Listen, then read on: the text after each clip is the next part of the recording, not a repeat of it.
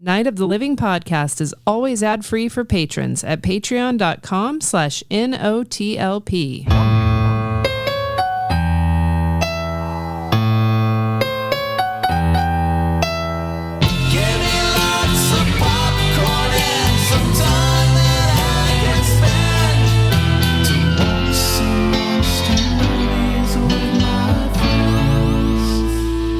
Hey.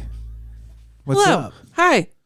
Hey. Welcome back to our house. Yeah. NOTLP's house. You live here now. Welcome to Night of the Living podcast. My name's Amy. I have COVID. Freddie Morris is with us. Hey there. I tested negative. I'm not we'll see if it breathing lasts. into your eyeballs enough. We'll rectify Yeah. that later. She likes to breathe into my eyeballs. It's how we connect as a couple. Hey, I'm not gonna yuck your yum if that's your thing. Yeah. It's a little yucky though. I do not have COVID also. That, my friends, is Andy, but he is keeping his distance, so we're having him in via satellite. And we're so glad you're here. We're zooming in through Starlink. Thank you, Elon. Mhm. That is hilarious. So how's everybody doing other than me being full of snot? We were frantically plugging and unplugging things, trying to get. I don't know why. I do know why. It's because we're a little high. Things that we've done 1,000 times seem a little more difficult. Trying to get Andy all... Getting Andy situated, like his sound, we had to figure it out because Amy has COVID.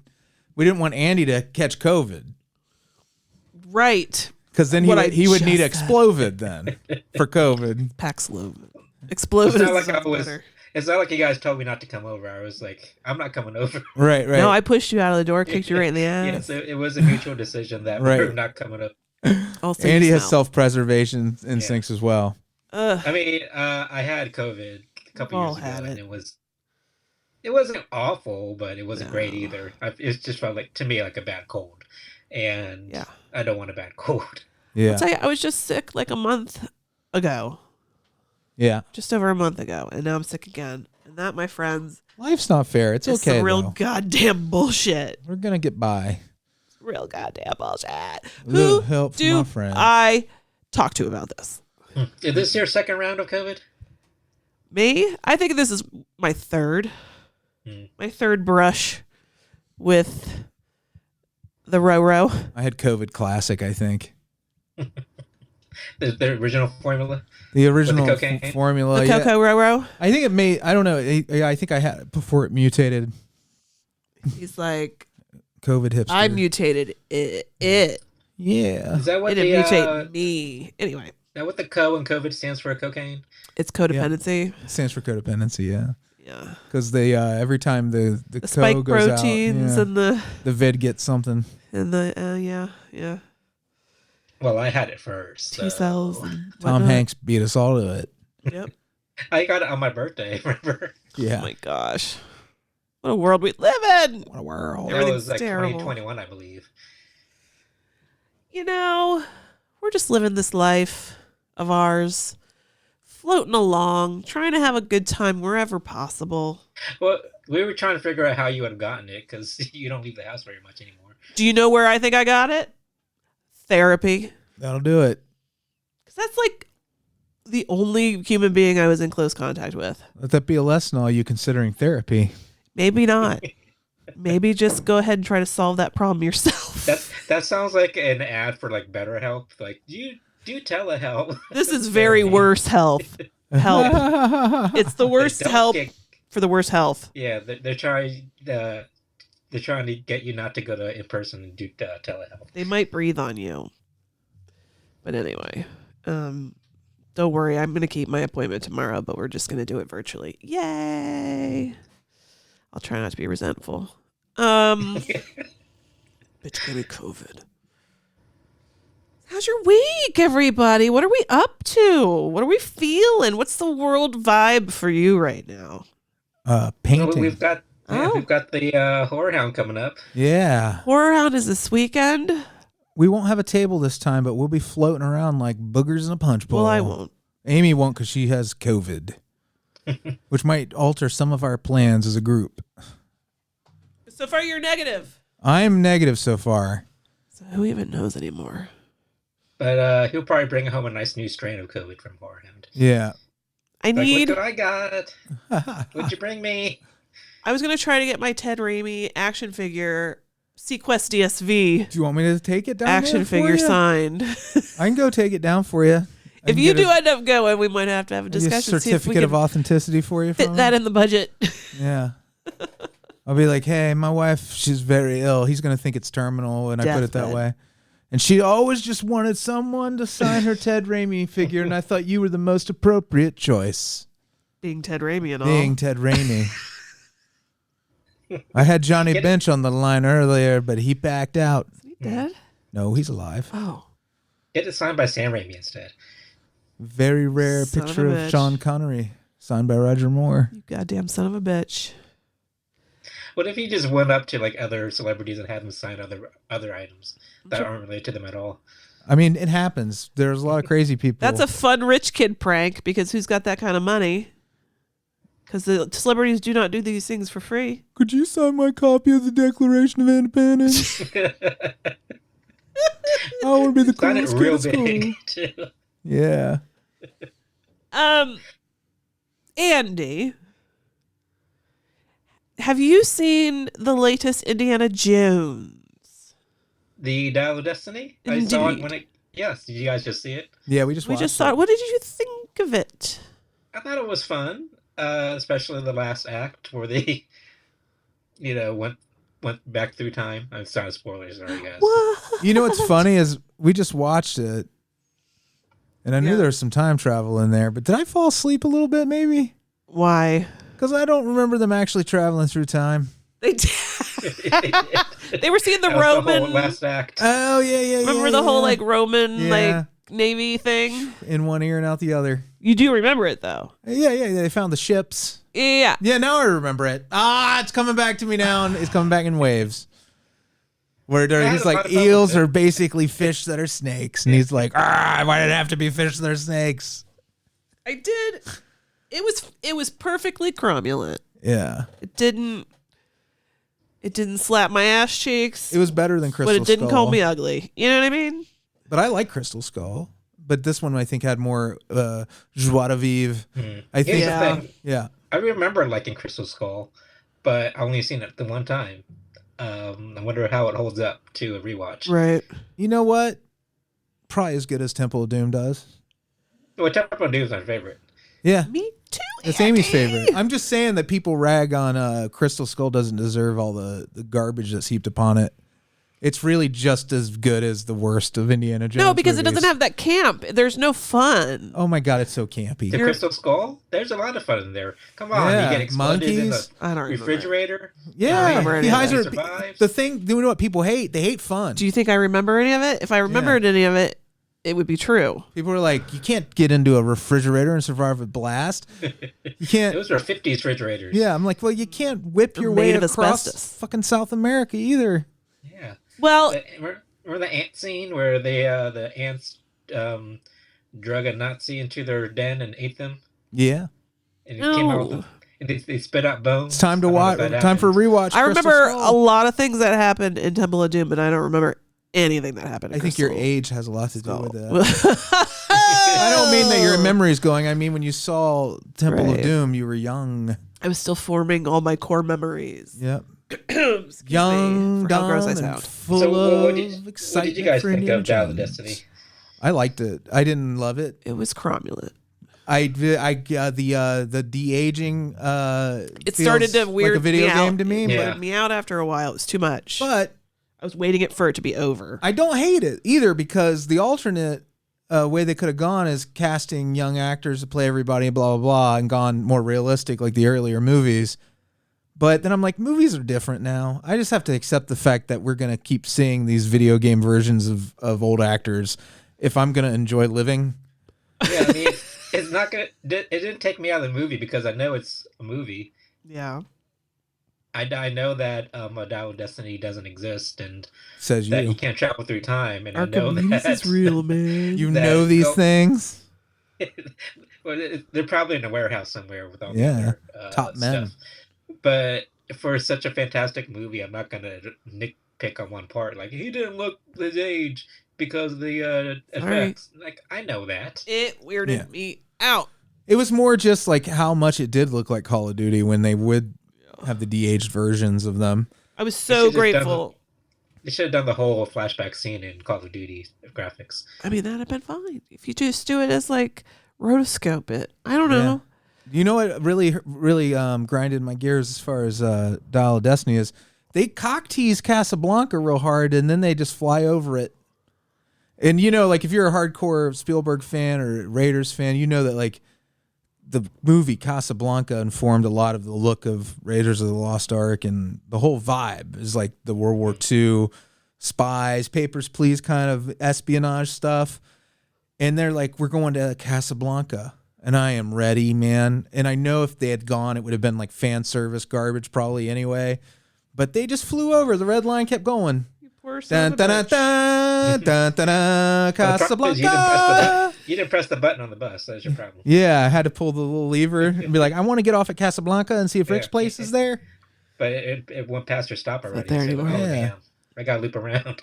Yeah. The whole reason I even brought the movie up, though, is what I wanted to talk about is that seeing Indiana Jones in a contemporary moment with the Beatles. Yeah, that was cool. Was so weird. And like in a fun way, because Indiana Jones was always the 40s. Yeah, or the 30s. Or the 30s. Well, contemporary, it's still contemporary is in the 60s and the Beatles. Yeah. Just that he was like, I never thought of him past. There's the scene where the neighbors are playing the Beatles too loud because they're celebrating the moon landing. But it's still like a time removed from me, so the 60s are just mean the same thing to me as the 40s. Oh, really? I feel more connected to the 60s, I guess, because my parents were such children of the 60s. It feels more recent to me. It was just still, I live in a world where there's still 2 Beatles that are alive. Yeah. I never thought he was on TikTok or something. That would have. Harrison Ford on TikTok? You mean Indiana Jones on TikTok? Yeah, Indiana Jones. Thank God. He would have just been teaching like history lessons. Like he was struggling to teach that class. He made me so sad. They gave us the saddest, most depressed, like awful life for him. Not that bad. Jesus. He's a drunk and his son is dead. Divorced and he's living and he's sad and nobody listens to him. That's just being an old man. Oh my God. All that stuff is normal. No, that's common. It's just being an old man. No. I like how they just killed off his son. Oh, nobody wanted Mutt to live. Yeah, no. And it was like barely acknowledged. It was like, oh, he dead. Mutt Jones, R.I.P. Aged whatever. You'll be missed? I don't know. I thought, you know what? He wasn't terrible. I do prefer Phoebe Waller-Bridge or Bridger Wallers. Did I get her name right the first time and then correct myself? Yeah, I think you had it right. Yeah. Okay. I'm never confident. You're then thinking of Phoebe Bridgers, the musician. And there is another one. Yeah. Okay. There's another one. I love the look that the costuming for her. They really made her into like a great heroic character. I could watch a movie with that character in the lead, which I'm sure is what they're planning. I didn't feel that as much with Mutt. Okay. Who is Shia LaBeouf's character. I think his name was Mutt, if I remember right. Yeah, are they going to like try to extend the franchise with her? I don't know. There's a character in the Star Wars comics called Dr. Aphra, who is very much, very, very, very, very similar to the character she plays in Dial of Destiny. Except she hunts down artifacts of the Old Republic and stuff in the Star Wars universe. Oh. Fun. Yeah, it's a pretty fun comic. It's not great. Pretty good, though. Okay. Nothing to write home about. Good to know. Your mom and dad. I read Dr. Aphra today. It was life-changing. I want to become a doctor of Aphras. And then they're like, why are you writing me a letter? Can't you just text? That's what you think. Oh, real quick before we go on, Andy, did you see the video on TMZ of Kate Middleton? So now we have proof of life? I mean, how clear is this video? I didn't see it. It's pretty clear. It's just her in silhouette. It's her and Prince William. I mean, with all these deepfake videos, I don't trust anything. I don't You know what, Andy? You got me. Because I was ready to go, oh, she's fine. She's just recovering. But now I think has molted her human skin and she's a lizard person and they don't know how to introduce it to the Did she have society, you know? Did she have sunglasses on and a person on either side of her? No, but wouldn't that be great if they were weekend at Bernie's? It'd be even better if they V'd and she was like ate a gopher on live TV. She totally V'd in front of everybody, man. Why not both? V stands for victory. We need your water. We're aliens. You didn't watch V. I need to. You'd love it. I would love it. It's a good time. It was like it was a bigger thing when it was on TV. It was, but if you watch it now, you're going to notice that the stakes don't feel quite as high as they did back then. It's Nothing pretty silly. could It feels like they're just using sets from the A-Team. feel as grave. Yeah. Nothing could feel as grave as what we just have existing in our lives right now. Oh yeah, it's fine. Everything's fine. Everything's fine. So the lizard people invasion we made it out to be bigger than it was. I'm just saying, lizard people aren't all bad. My sister had an iguana, and it was almost human. Its name was Les. In terms of like it was walking upright and wore clothes? No, it just had a good personality. You remember that iguana? Yeah, I had no interest. I don't know. It was cool. It was different. Like, I mean, it would come over on the back of the couch and be like, I'm an iguana. And I'd be like, you are. And that was enough. Lister, and I try to pet it. It's not really speaking. It's dry. Unless you're inside Freddy's head. Super dry. Yeah. It was like rubbing a pine cone for love. And I'm like, I still like you because you're living and you have a tongue and a mouth and like eyes like me. But like if you were just a snake, I'd be like creepy. But you have legs, so I'm okay with you. It really does elevate them. Yeah. So legs make anything anthropomorphic. Yeah, it helps. The legs help me be like, yeah. You know, I'm like, yeah, somehow I relate more to something with legs. I'm sorry to all those figure. and legless people out there. I was talking Freddy about animals. See you as human. I see everyone out there, oh, God, whether Andy! they have arms, legs, or heads even. Trying to as cancel human. my husband. Cancel I him. do not discriminate. My cousin only has one leg. Donna Sue, I love you very much. I hope he finds you well. That's great to hear. She's got one leg. My uncle had a foot and a half, and he would show it to you if you asked. Amy learned that. So like one of his feet got cut off? Yeah, it got shorn off by an oil rig. Shorn off, Andy. Shorn. Keep your toes away. Did he like strike oil and the oil burst, like shot it off? It wasn't like that at all. I think it was like two boats colliding into each other with a foot in between. Yikes. Is kind of how that looks. And his foot caught in between. His foot was gone. Shorn, Andy. Shorn and smushed down into the ocean. Sharks probably ate it. That's a very evocative word, shorn. It is. Especially when it comes to limbs. Yeah, because it implies a very quick and clean severing of the limb. But the truth of it is that his was smushed off. Smushed right off. I'm surprised he survived. That sounds like majorly traumatic, but he was just like he was probably back at work the next day. Those oil rig guys are fucking crazy. All right, so anyway, today on the podcast, we're continuing our theme, which is March Gladness. Don't tell the NCAA. Thank you. Do you think they're going to come after us? Yes, they are. No, they won't. So March Gladness for us means comfort movies. Today we have Andy's comfort movie. Andy's warm movie hug. The Fifth Element. Great choice, by the way. Fifth Element. But watching it back, it's not so comforting because it's it's like an assault on the senses. It goes at a breakneck speed, and it's true. It's an exhausting movie, honestly. Yeah, you think so? It's so much fun. It's like it makes me glad, but watching it like straight through, it goes very, very fast, and it's a lot to take in. It's better for me.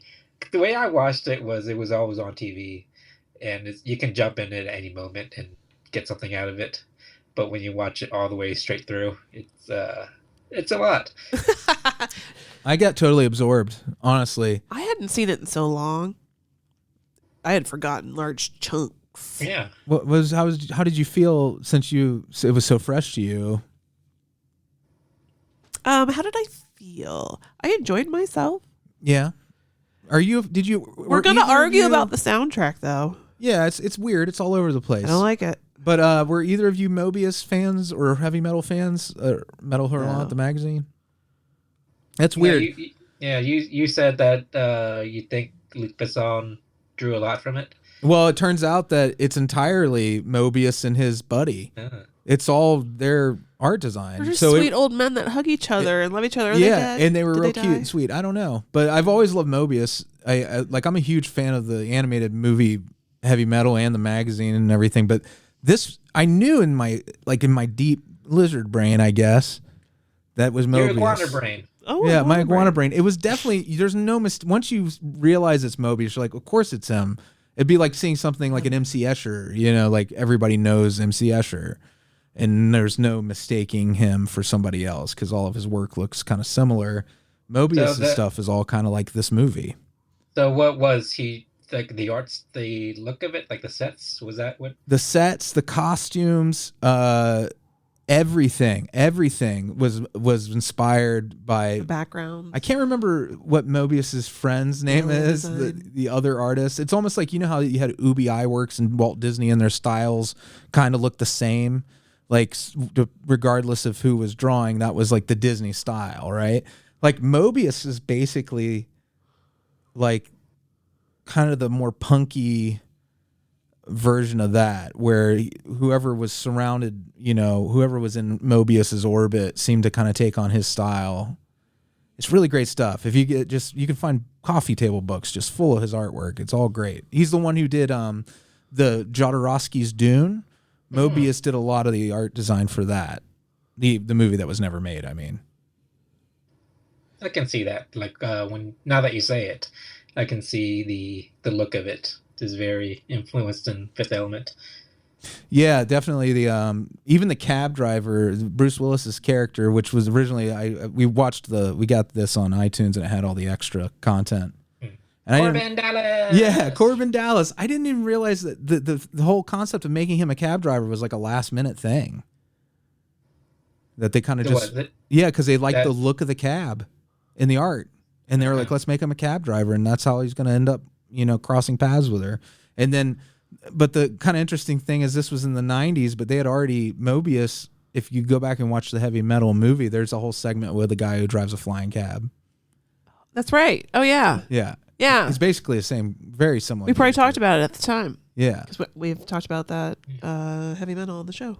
Yeah. All right. Well, you know what? I feel like there's a little premature talking of the main attraction. Right. We haven't even gotten there, have we? This is a tease. We're Sorry. teasing. So excited. We just segued in. We're still working this out, guys. Yeah. Just working it out. We had some the technical difficulties, I think, threw us off a little bit. We're doing great. We're doing great. So that's what's going to come up here next. Patreon.com/NOTLP if you want to support us, and there's stuff you can get there. Topicana?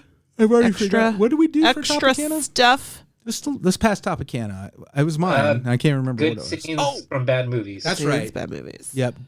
Thank you, Andy. Yeah, that is available to patrons right now and will be available on the main feed on the 22nd of March, 2024. Check your watch. What day and time is it? Oh, hey, thanks to everybody who has streamed Familiar, my new EP.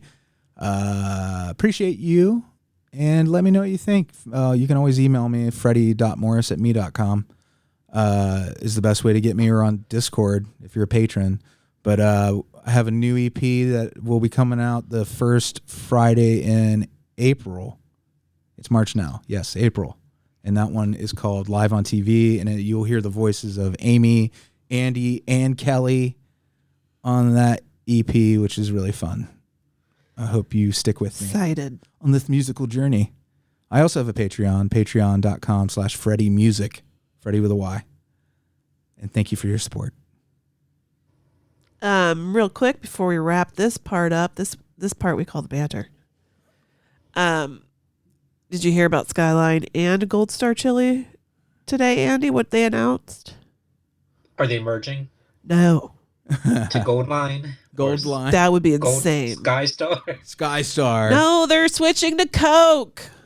Oh, that doesn't affect me because I never get sodas. Yeah, I never heard I just feel like Pepsi is just the inferior fucking cola. Yeah, well, I mean, to me it is. It's too sweet. And it always bothered me. It that really is, Andy. You couldn't get a Diet Coke there, man.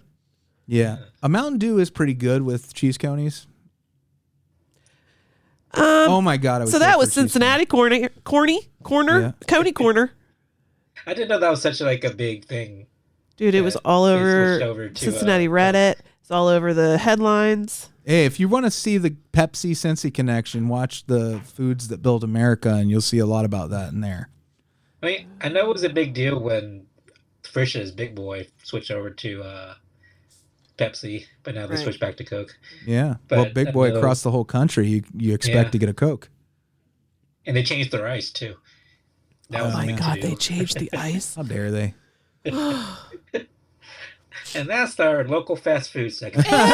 Scene. Thanks for putting up with us. You know what? You get here at 9/11 Podcast, you just get local folks talking about local stuff. Local people. That. Oh, and more local stuff. John Lomax recently passed away. Oh my God, I saw that too, and it broke my heart. He was a local news dude. And he looked like the most adorable man ever. He's not ringing a bell. I know the name, but I can't put a face. He had solid white hair, but he's bald up top, and he just had the ring of hair around, but it was solid white. He looked like a Star Wars character. Yeah. He kind of had kind of buck teeth. Yeah. He passed away, huh? John Lomax, yeah. He just retired not that long ago. Yeah. He seemed like a sweetheart. I know, right? Wow. Are we the last generation to get attached to local newscasters? Other people are like, what's local news? Us Zennials, us elderly millennials, maybe Gen Xers. I don't know. I think it might be true. Okay, here's what's going to happen. We're going to move on, and you're going to like it. And Elsa's going to get mad about it. Yeah. Because there's a real piece of shit. I'll be back. All right. You take care of that.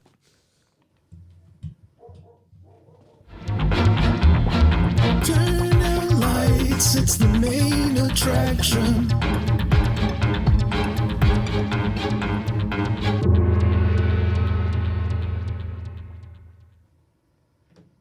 You probably heard Elsa barking during some of that because I forgot to bring down the microphones. But whatever, I forgot. And you'll live. Anyway! Yes. While Freddy's getting my pizza that's being dropped off right now, hence the dog's freaking out, Andy and I are going to tell you all about The Fifth Element. Yeah. Andy. It's a comfort movie for me. It's because there's just so many scenes that the story itself is kind of thin. A little bit. Kind of nonsensical. A little bit. So you watch this more for the it's the style. The scenes strung together. Yeah. More than anything. And the characters and the look of it. Yeah. And because the story itself, like I said, doesn't matter really. Like, what is she? Some sort of immortal thing that will come around when humans need her to kick some ass or something? It's just not very well thought out and very well established. It didn't really matter. So you're not really attached to the story. So it's more about visuals and fun scenes, fashion, fun effects. The fashion done by Jean-Paul Gaultier, who's famous couturier from France. You might know him from Madonna's cone titties, cone bra. Yeah, love that. And before we go move further, I know that some people are going to say, about Luc Besson, right? It's like, yes, I know about Luc Besson.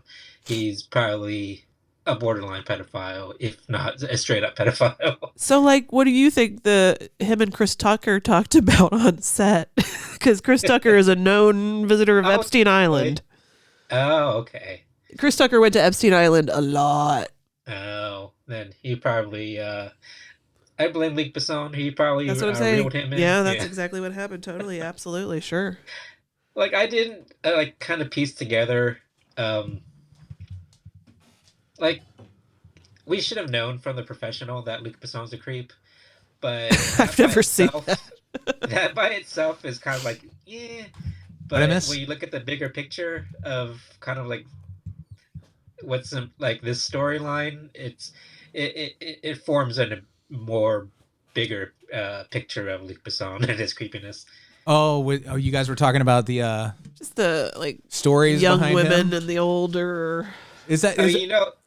You know about the diva Plava Laguna, right? And the actress that played her. Well, we watched the little extra content where she said she didn't want to be in the movie because they were dating. Well, the gross part is like she met him when this is going off Wikipedia, right? Like she met him when she was 12 or 13, and he was 29, and then she got pregnant at 16 or 15. Oh my! Yeah. And also, he left her for Mia Jovovich. And Mia Jovovich was just like 20 when she made this. Yeah. I mean, that's of age, but like still, the age difference and the power balance is kind of creepy. And I thought it was weird that Bruce Willis is exactly 20 years older than Mia Jovovich is in this. Like that's their age difference. And also, like the story of him, like the Bruce Willis character Corbin Dallas teaching this baby woman about love. Yeah, she is a baby woman. Yeah, and like I said, it fills out a bigger picture of Luc Besson as a person between this and but we'll say okay, we get all that. Yeah, we understand it. It's gross. I don't want to. And now we'll talk about the movie. You know about him, right? Like, yes, I know about him. Yes. So, like, it's very unfortunate, but it's a great movie. It is. So let's go on and talk about the good shit we liked. Yeah. Luke Perry. I forgot Luke Perry was in this. Yeah. Oh my God, that broke my heart. So small. Such a small little part. This was 1997, right? Yeah. I believe. And was Nano 2.0 was still on the air at that point? Yeah, I think so. Yeah. Right? I don't know. Maybe? I don't think it was like the cultural phenomenon it was in the beginning. Or it was on the downswing. Yeah. People had moved on to Melrose Place. Oh, well, that aged out. He showed up on that for a couple episodes. Remember? Was he playing the same character? Yeah. Yeah, they did some crossover stuff. Man, I should go back and watch some Melrose Place. Shit. Freddy's nodding his head no. I didn't say you had to watch it. No, I didn't say that. But I'm done with LA Law. Hey, I'm not against Melrose Place. I just want to live. Don't you want to see Heather Locklear's? I want to live in the forward motion. Long legs. I can watch TJ Hooker for that. And I get William Shatner. Okay. Best of both worlds. Or wait, was she on TJ Hooker? Or the Fall Guy? Who was on the Fall TJ Guy? Hooker. Yeah, she was TJ Hooker. No, wasn't he TJ Hooker? Anyway. What, Shatner? Yeah. He was TJ Hooker. Oh, I thought it was her. Oh my God, I don't know anymore. So can somebody remind me what the opening scene was, what was happening? Were they coming to get her or put her away? No, they were collecting the stones because they said evil is coming, referring to the Nazis. I believe that's what I gather, because they want to protect the stones and they don't want them to be at risk. I might be wrong, but that's what the impression I got. No, I you're probably right. I remember, the movie had started and maybe I just wasn't completely ready to pay attention. Yeah. Well, I was kind of like hard to understand those adorable robot people. Yeah, they remind me of like the Skeksis and also the Yeah. Who were the aliens on Babylon 5, Amy, that were very similar to them? I don't remember. But I was saying Same idea, these giant hulking bodies and these little heads. Yeah. But you saying that reminds me that I wrote the note that this is more Babylon 5 than Star Trek.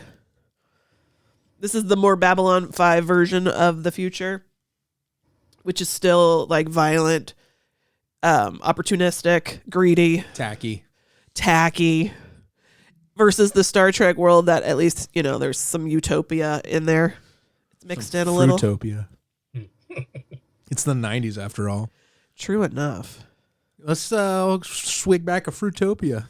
Get slizzard. I would right now. Okay. Put a Jolly Rancher in your Zima. So, all right. We've got Mila Jovovich. I've heard it pronounced so many ways. Mila Jovovich. We got MJ over here. I saw her in concert. She opened for the Crash Test Dummies. How was she? She was very good. Beautiful voice. Did she do like originals? Yeah. As far as I know.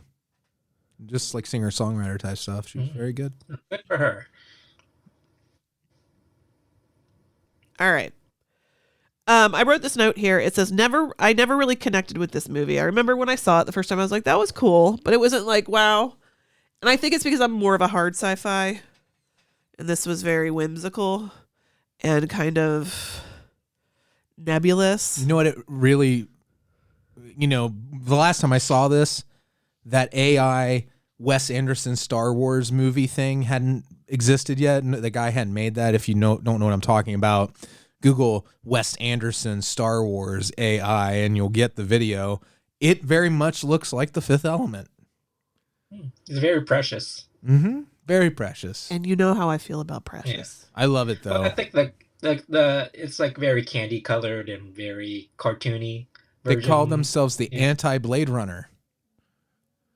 The set designers. Oh, okay. They were like, it's Blade Runner. It's that universe, but it's the kind of softer side of that universe. I mean, it still felt lived in, but it wasn't as gritty and depressing as Blade Runner. Yeah, and it feels like they didn't really do a lot. Like there wasn't so much lethality and everything. You know what I mean? Everybody, it was kind of like very gentle for the most part. Well, I guess I kind of see that, but not really. Like the violence is pretty soft. Yeah, I guess so. Like people get frozen, people get knocked out. People get blown away by guns a lot, though. Yeah, they do, but it's very cartoonish. But it's not like Verhoeven-esque where it's like bloody or anything. Right, like right. True. It's very much like watching G.I. Joe or something. Yeah, or like a comic strip. You just see them get shot and that's it. You don't like see like blood or guts or anything like that. Which you can see in a lot of Mobius's work, especially if you look at Heavy Metal versus this. Heavy Metal is a very bloody movie, but you can really see the contrast in how gentle they kind of approach this. It was almost as if they were trying to make it accessible for families. Well, everybody in this movie is kind of silly and buffoonish. Even flamboyant. And over the top. They're just it's a very unserious movie. Yeah, it's joyful. So even like the bad characters are very cartoony and likable in a way. Kind of Hitchhiker's Guide to the Galaxy vibes on the villains. Yeah. What are the I'm sure this has been discussed somewhere. I can't be the first person that had this thought about, speaking specifically of Ruby Rod and his look. You mean Lil Nas X? Lil Nas X. It's basically him. I know, right? Yeah. And you know what? I mean, like, you didn't often see young black men portray like a femme person. Well, even femininity. In those extras, Chris Tucker sounded a little uneasy. He sounded unsure about it. Yeah, he sounded uneasy about it and unsure of what he was doing. So I'll give you your flowers for that, but not for being Jeffrey Epstein's friend. I take them away for that. But the look of him being an inspiration somewhat for the Hunger Games looks, there I just see like similarities. Definitely. I don't know. Well, you have Gaultier, right? What's his name? Jean-Paul Gaultier. Yeah, which if it's a fashion designer and I know their name, they are huge. Mm-hmm. You know, I knew that guy's name, and I knew he had been famous like for like runway and movie stuff. For Madonna's boobies, comb boobies. Yeah, like so I think it all goes back to him. I loved the shit is so weird though. Like Gary Oldman's whole thing. Yeah, he all looks of like, it. Yeah. Is wrong. That, the accent, headpiece. the headpiece. Yeah. What is coming out of his head? Is what he? It looks like raspberry sauce. I think it was blood. It was supposed to be blood. Yeah. Because he was speaking to the evil force, and I think it was kind of like almost Squishing his brains. Yeah, it was like Cthulhu-esque in a way, where like just talking to this evil being is going to like drive some things out of you, you know. It'd be so intense. His outfit, Zorg, right? You know what's funny, Andy? We watched for the first time the Slammin' Salmon right before we watched this. And there's a character. Have you seen that movie? Yeah. There's a character in it who's... It's cute. I like it. It was really fun, by the way. Yeah, it's just about some servers in a restaurant owned by a former pro boxer, and they're trying to win $10,000 by making the most money for all their tables in the night. And that's the whole setup. It all takes place over one night in a restaurant. It's like a sillier version of The Bear. And there's a character in it whose alter ego was named Zorg. Zorgo, and the villain in this is named Zorg, right? That was a long way to go. All you should have said was, we were watching this movie and it was Zorgo. And then Zorg. But then, people would be like, well, what movie was it? What year did it come out? Who's in it? Nobody's doing any of that. You never know. So other than the names, the characters aren't very, like... No, I mean, it's just... Okay. Zorg is a weird name, right? Are we in agreement that Zorg is uncommon? Yeah, I guess. And that we happen to watch 2 movies with someone named Zorg in them? That was the villain in Toy Story, too. And what's his name, Zorg, too? Interesting. Yeah. I knew it was something like that. Maybe it isn't that. It's just space villains and it's alter very egos. Futuristic and spacey. Yeah. So, highly recommend Slammin' Salmon. Did you think Gary Oldman's like whole thing and then that like Southern accent, like it was just like one thing. It was like put all your accessories on and like take one thing off before you leave. Yeah, he didn't take the one thing off. He should have taken that off. I don't know why, but that made everything too much. It's a very maximalist movie, so they're not going to restrain from anything. You're right. He might have even looked out of place had he toned it down. You're right. Yeah. When you're dealing with Ruby Rod coming down the pipe. Yeah. You know? Ruby Rod. He's competing against the Diva Plava Laguna. Yeah, Plava Ruby Laguna. Rod. I ordered a large Plava Laguna, and all I got were these garlic knots. And every character in like the opera scene, like all those costumes are over the top, so he needs to fit in. Yeah. I think it's a very over the top world anyway. It's like he could have the headpiece or the accent. You know, he ways dressed. I'm almost certain that I saw someone at our senior prom dressed exactly like Zorg. Like, but it's like the no collar button shirt. Oh, but like a shimmery vest from like Skeffington's. Collars are very popular in them. Yeah. It's very much like he is basically he's boy band adjacent costume wise. But it's Gary Oldman. It's so weird. But it's Gary Oldman doing a kind of a hillbilly-esque. He did Tiptoes, right? He was Tiptoes, yeah. We need to watch that still. So, like, the man will do anything, I think. He wants to be he doesn't want to be. He is like Arlon Chaney Sr., where he's like, I've played everything. Is he a drunk? He's like, I've played Or was that everything. Lon That was Chaney Jr. Okay. They probably both were. It's hereditary. Dark. But Chaney Sr. was known as the man of 1,000 faces because he could play any role, right? And then you Gary have Oldman, Gary Oldman. Is that for our generation? I mean, I know it was him, though, in this. And I'm like, that's Dracula? Yeah. Okay. Do you remember he was Commissioner Gordon in the Batman movies? Ooh. Oh, my God. What accent was that? He knows Batman personally.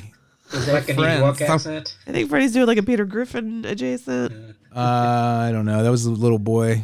Little boy inside of you. Little boy accent from Little Boyington, Pennsylvania.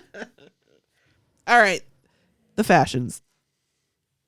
I don't know that I ever remembered that Bruce Willis had an open back tank top on. He's wearing the same basic costumes that Mia Jovovich wears in this. A little bit more fabric. They make them for him just with a little more fabric. Yeah, I like it. It's like I look forward to the slutty future where there's open backs and just swaths of fabric covering you. What did you think of his blonde hair? I mean, it was a swing and a miss. Hey, I get it. They were trying, but it did look good to me. Do you feel like Dee Antwoord borrowed a lot from this? This look? From Corbin Dallas? Yeah, Dee Antwoord, I feel like kind of was very much like the Fifth Element. They used it as a palette for their kind of look. They're very over the top band too, so it wouldn't surprise me. For true. I mean, they were probably took a little too much inspiration from Luc Besson's personal life too. Oh shit! Oh yeah, is there something creepy going on there? Allegations. Yeah. What you're gonna want to do is just Google. No, never Google this. Person's name and allegations. Yeah. Allegations. My name is Al. Legations. Allegations Chevrolet. What an unusual last name. Legations. Legations. It's Greek. I spilled water all over. Yeah. Luckily, I'm wearing a bathrobe, which is basically a towel. Pretend like you're not making a bunch of fucking racket. I don't think anybody knows. This is very professional. That's great. If you can hear me wipe up water, press 1. If you don't hear me wipe up water, press 2. So why do the people, the humans, or like what you think are humans, I guess, they go under the black light and they looked all weird? Just because their skin is covered in gross shit. Is that it? I just thought I missed something. Black light, you put anybody under a black light and they're covered in stuff. Not that. You know? No. Oh, yeah. Well, this is future blacklight, Amy. It's blacklight technology that we're not even aware of. It can detect future zits. Yeah. It's like, that's going to be a zit next year. Want to take care of it now? Oh, my God. Press 1. Want to take care of it later? Press 2. Question, how much did McDonald's... have preventative care. Yeah. How much did McDonald's pay? Oh, yeah. For all the sponsorship? But it was kind of backhanded, right? Like, it made it McDonald's, I mean... It wasn't like a... I think you were putting your own... I guess because they had like the thing called like a mega fry. And I'm like, mega fry? That's insinuating they're fattening us up for the slaughter. I think it's just meant like a bigger size. Yeah, I think supersize was okay back then. That was before we realized that too much food was bad for us. Like there's a bigger size than supersize? Yeah. Too much food. When that scientific... You remember when Louis Pasteur, he discovered that too much food was bad for us? Him and his brother, Louis Pasteur. Louis Pasteur is related to Louis Pasteur? Yeah, well, they're cousins. It's like a... Twice removed on their uncle's side, who is Ronald McDonald. And now you know the rest of the story. Okay, back to the Fifth Element. So sorry. I mean, honestly, to talk about it as if it had a linear plot would be silly. Let's just talk about the moments. No, like I said, the story doesn't matter. It's about the scenes that stand out more than anything. It's all about multipass. Yeah. Multipass. Ruby Rod apparently has got some good skills. Ruby Rod, was it... With his face. Chris Tucker said it was a blend of Michael Jackson and Prince. I get that. I definitely get that. Yeah, the most obvious things about them both. He's very flamboyant and femme, but he's still ostensibly straight. Yeah, as far as you know, he only seems to be after women, which feels like some sort of no homo compromise that Chris Tucker probably insisted upon. Right.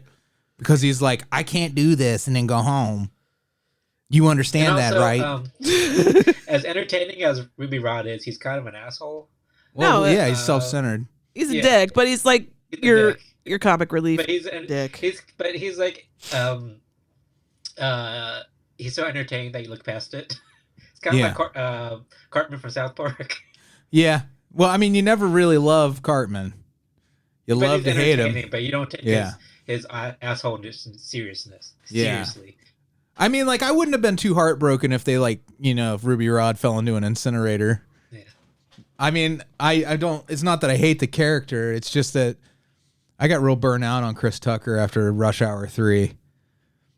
And anything after that just felt like... It was 3 that pushed you over, like 1 and 2. I loved 1 and 2. And then they did Shanghai Noon. And that wasn't even Chris Tucker, but I blame him for it. When did Friday come out?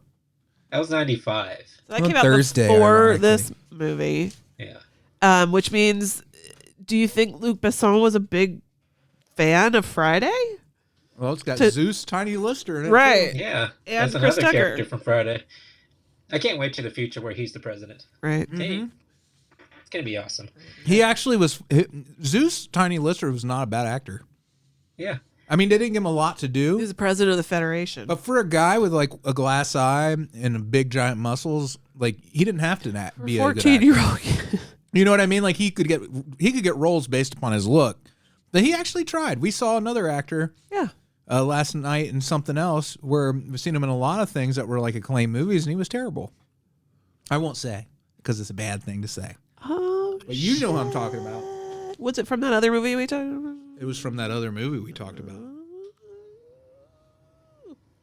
I want to ask you boys the Dead. a question, if I may, for your entertainment. How do you rank these three? Number 1 being the most important, number 3 being the least important, but it's just 3. So it's not like it can't be the least. You know what I mean. Visuals, look, style, that's one category. Story, plot, and then acting. How do you rank those? For me, dead last, story, plot. Wow. I'm much more attracted to by the art direction, special effects, than the acting, than the story plot. If I like, because stories are the same over and over again. There's only like what they say, 7 stories, something like that. I am offended. It's just a fact. You're a fact. How dare you, Andy? I think I would agree. It would be visuals, effects, then acting, then story, because visuals. I'm a smooth brain person. You know, very easily distracted. Me too. Teflon. And I think visuals. I think like movie is more of a visual medium than anything. So and it can cover up some storyline weaknesses, like in this movie. True. Like, I don't know what the evil is and why it's coming to Earth every couple hundred years. It just is, man. Don't worry about it. And it's more about showing how love can defeat anything. Right. But it's just a weird way of going about it. Like, I know that this giant orb of evil is coming toward us, but I don't know why it is. Is that in the end of Fifth Element? It was a giant orb of evil? Yeah. Because that's basically the Lochnar from Heavy Metal was a big orb of evil. It was a little green ball of evil. I need to just watch these back to back. I would rank differently than y'all's. And I'd probably go story, acting, visuals. Because I think story and acting together can tell any story well, visually or not. I think you can do it. Huh? I just think you can. Wait, what? And then visuals, how that's put together for the screen, less important to me.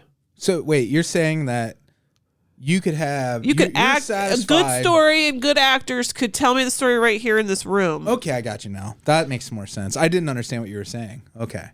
You're saying that you don't give a shit about costumes, makeup, I do, special effects. but I'm just saying this is how I would rank these 3. Right. Well, I mean, like you're saying that you would be the thing you would miss the most is the story. Yeah, basically. If it weren't there. Yeah. Okay. We're talking about different types of movies, like. Well, true. Like for something like this, I feel like visuals and effects are more important than anything. But if we're talking about a drama, I don't care about necessarily the visuals or anything like that. Right. How much do you know about the making of this movie, Andy? Not much. Does it sound like a threat? I'm just curious because the thing that really was hilarious to me was they started using, this was one of the first movies to use that new kind of silicone masks that really look like flesh, on those aliens that have the big lips and the gnarly teeth, Yeah, the rhinoceros looking things. Yeah, they have sunglasses on because they couldn't get the eyes right. Oh. It was so time consuming to apply the eyes, to glue them to the actors' faces, that they just put sunglasses on all of them. And I think that's awesome. I love that shit. Happy accidents, like Bob Ross always said. I like it. They make for better movies, more interesting movies. It looked more spacey too. Yeah, it gave them more personality. Did. It made you question, why do they have to wear sunglasses too? Sometimes I like the way that sci-fi shows you that these aliens are interacting with humans, but they have to do something in order to be alive in the same atmosphere. Oh, right. Like they carry around canisters of their native air. Or they have some sort of weird stuff. helmet on, or they have to wear sunglasses because the light is different than the light. Yeah, that's real cool. That's real cool, man. I love that stuff. That's great world building. There's if you've never played Gears of War, the Gears of War aliens remind me a lot of the villains from this. They're a little more hardcore. They're a little scarier than the ones in the Fifth Element. But just the look. These guys are kind of cuddly, even though they're bad guys. You know? Really? When's the last time you watched Hitchhiker's Guide to the Galaxy movie that had Zooey Deschanel in it? Since it came out, probably. It's a pretty darn good movie. It pairs very well with Fifth Element. I still recommend it. I stand by that. Or your money back. Wow. What? No. That is not true. He was just being silly. So you guys were talking about the soundtrack and how you guys had problems with it. Like what was Freddy loves it. I'm the one who has an issue. Well, I don't love the whole thing. The thing about the soundtrack, it's not even a soundtrack. It's a weird score. The score. Yeah. That's what I'm talking about. Yeah. You're right. Okay. The score. I like the score a lot. I think it fit the movie. Well, the thing is, it's like 8 different kinds of scores, and I think that it threw Amy every time they would change it up. It's like when you leave Frontierland and you go into Fantasyland. Is that right? At Disney World. Yeah. Only imagine you're like clopping along to some fun, weird industrial adjacent music, and then the next thing you stumble into is a reggae concert. And then you're like lost in the reggae concert until you stumble out the other end, and then you're dealing with something that's like opera, but it's from Mars. So that's like a lot for some people. You never get liked motifs. The diva. Yeah, and it's like I liked all the songs. I didn't care for the score. Except for the ending song. That was pretty. Well, that was that was not good. But like Freddy said, like there's all these different cultures mixing in this world and each song fits each scene. You know, like the reggae, like they had that Rastafarian guy. I loved it. That part of it, like there's parts of it that are not. There's parts of it that just aren't great music to me, but I love the concept of it. I get what you're saying, and that's really interesting and cool. But it just illustrates to me that a score to a movie needs to have a through line. Well, you like leitmotif. Let's call it leitmotif. Something you understand to be in the same box of notes of music that this musician has for you. Yeah. It's all going to come out of this same... It's all similar. It's all the same kind of instruments. Like when you go to see a movie that John Williams scored, you get a 32-piece orchestra or whatever. Yeah. If you go to see a Philip Glass movie, you're going to get like a lot of piano and real basic stuff like noises. Yeah, you know, but like if you watch I make noises all by myself. I don't need Philip Glass to do it. This movie feels like a Casio keyboard going through all of the ethnic sections. And it's not like on the Casio keyboard. Ruined it's like a melding of all these different cultures and races. It's fun though. So it is fun. Fits. Yeah. It could be better. Like the music itself could have been a little better, I think. Well, it's very dated. Like it's very 90s. Yeah. Oh, the 90s. Like, for the people who grew up on that era and familiar with that music, it's very specific. We're messes. We were mess. Everything was a mess. I would love to have seen someone like Kraftwerk do a score for this movie. That would have been cool. Or The Art of Noise, or like some weird, or even Trent Reznor would probably do something interesting. Yeah. I'd love to see somebody rescore the movie entirely. Like except for one of the actors, remember Tricky? Tricky? Yeah. Which one was Tricky? He was like Zorg's assistant. Oh yeah, okay. He was like a Yeah. Electronic artist in the 90s. Oh, really? That's right. I remember Tricky. Huh. So I don't know if he had anything to do with the soundtrack, but it was just interesting to see him in this movie. Yeah. There are moments that are great. Like, I do really love the reggae, the airport scene in general. Like, everything about that. The trash heaps. Like, we watched there's a deleted scene with these characters called the Strikers, which are these anteater-looking aliens that never made it into the movie, and they're on strike because they're in charge of the waste management for this planet. Is that why there's trash built up in the airport? Yeah, because the aliens who clean up the trash are on strike, and they're this picket line. They had a picket line of puppets, and you can see the deleted scene. It's really neat. Picket line of puppets. A picket line of puppets. Why, Iona? Speaking of anteater things, you know that scene where Zorg is choking at his desk and he's pressing all these buttons? Oh, and his little buddy comes out? And his little buddy his little creature comes out? Yeah. Do you think that was like a sex toy type thing? No, it was just his pet. It's a pet. Oh no, it's like because they explained the backstory of that in the extras. There were times where like the it see like the way the animal looked up at him. It was very like, oh no, Andy! I trying to figure out how your brain went there with this. There's another scene where like that animal's sitting on his shoulder and he's like kind of wrapping his he just loves him.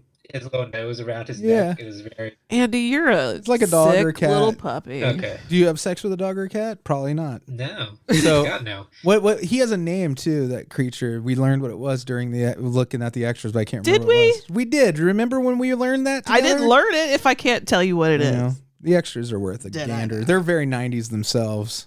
So's your butt. My butt's very. The movie, I mean, other than just like little nitpicks, is so fun to watch. It's like I think it pairs well with like Romeo and Juliet from the 90s. Oh, like, the Baz Luhrmann one, yeah. Yeah, because it's like it's so maximalist. Damn, I love like that movie. So everything. Yeah. This is everything we got in the 90s. Here you go. Yeah. That's why it's like I said, watching back on this is very it's a lot of movie to take in. Yeah. Have you seen Valerian? Yeah, we saw that in the theater. It was like the I thought I saw it on cable. Was that with Channing Tatum? No, what you're thinking of is the one that the Wachowski brothers made, formerly Wachowski brothers. Sisters. That was Jupiter Ascending. Jupiter Ascending. That's it. Okay. That's that, which I understand why you would mix that up with Valerian. But Valerian is like more of the Fifth Element, but it's not. It doesn't have Bruce Willis and Mia Jovovich and all those great actors. But it has the trappings of the Fifth Element. It's worth watching if you like the movie. Is it still Luc Besson? Yes, and it's still Mobius, and them designed it. It's Valerian's the comic series that Mobius wrote in France. You think it's the same universe as Fifth Element? Oh, definitely. I'm almost certain of it, but it's not as good as Fifth Element. Like I said, it's lacking something that Fifth Element has, and it's really hard to pinpoint. But I think it's the cast, the human cast. The aliens are fantastic in it.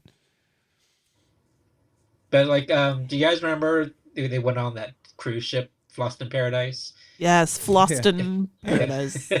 If nobody's been on a cruise, it felt very much the same way when we went on the cruise. There was a lot of real flashbacks to that time. Made me want to watch WALL-E again. For sure. Yeah.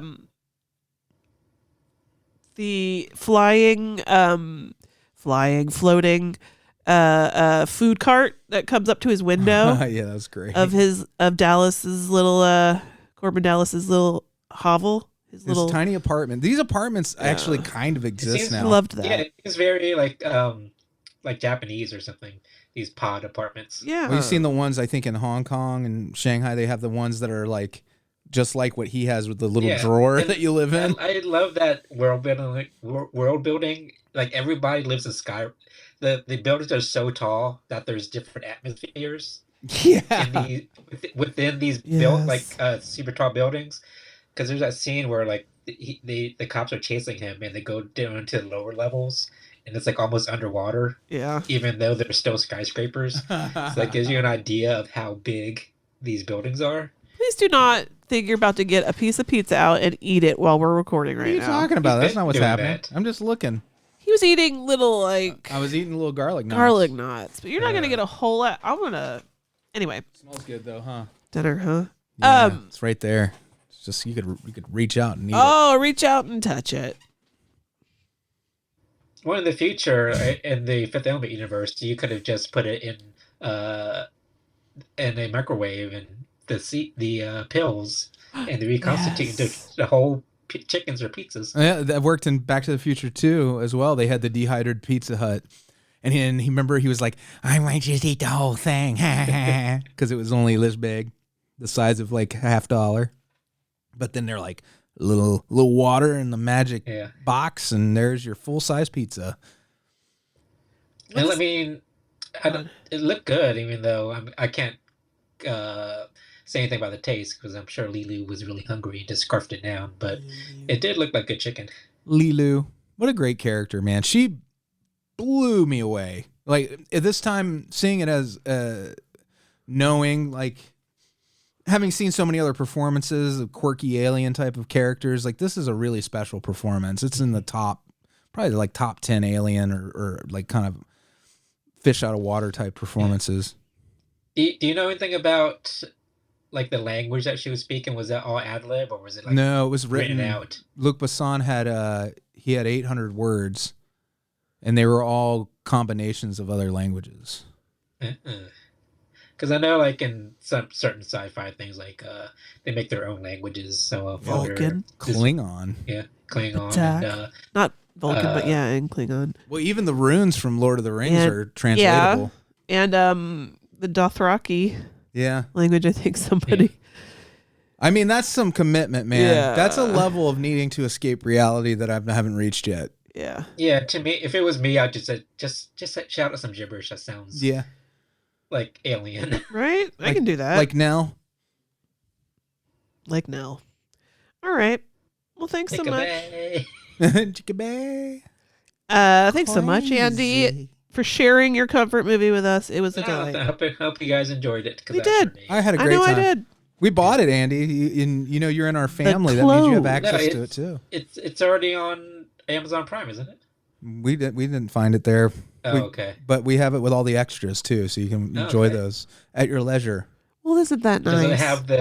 Does it have the full performance of the diva puppet? It does. Yes. With the green screen behind her. That was We watched it every minute. Very interesting. Yeah.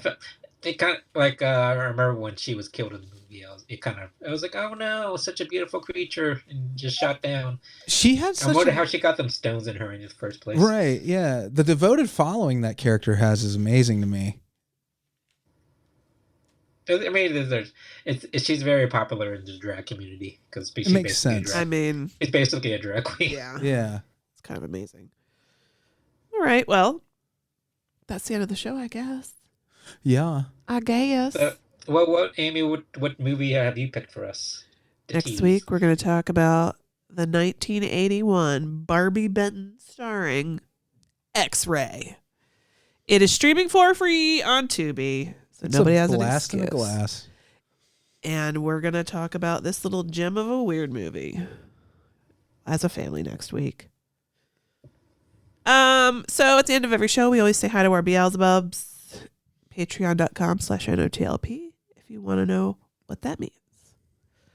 Alyssa, Branan and Emily, Jeffel. Nobody probably wants to continue hearing my snot. Okay. You're on Jeffel? Yeah. Iona Goodwin. I want a great one. Dr. Brian. Old dirty bastard. Billsterd. Sorry. The ODB. I got your money. You can't be a patron anymore. Bill Farner. Frosted Blakes, Blayne Yogurt, Jordash Jeans, who has a brilliant idea for a podcast. We'll talk more. Jeremy, Cassie, and Gamora. Ernie, Dave Siebert, Monica, and Dustin. Thank you guys. We really couldn't do it without you. That is so friggin' true. So friggin' true. I just hope you like the merch designs that we come up with now that Kelley's retired, but I think we have some hot topics. Wink. Some hot ideas. Are they from Hot Topic? So they're from Hot Topic? Are we getting Hot Topic involved? Are we doing a collab with Hot Topic? We're going to have some wink, wink, nudge, nudge, adult accoutrement. I don't know. I don't know what I'm saying. I'm just making shit up. He's making that up, guys. Don't worry. He's making it up. All right. Well, thank you so much for joining us today. Thanks. Yeah, Amy is just like swinging hands at us over here. Like, go. She's like, you guys go on. Leave me behind. I'm badly injured. Shut up. Stay healthy out there. Stay healthy. Bye.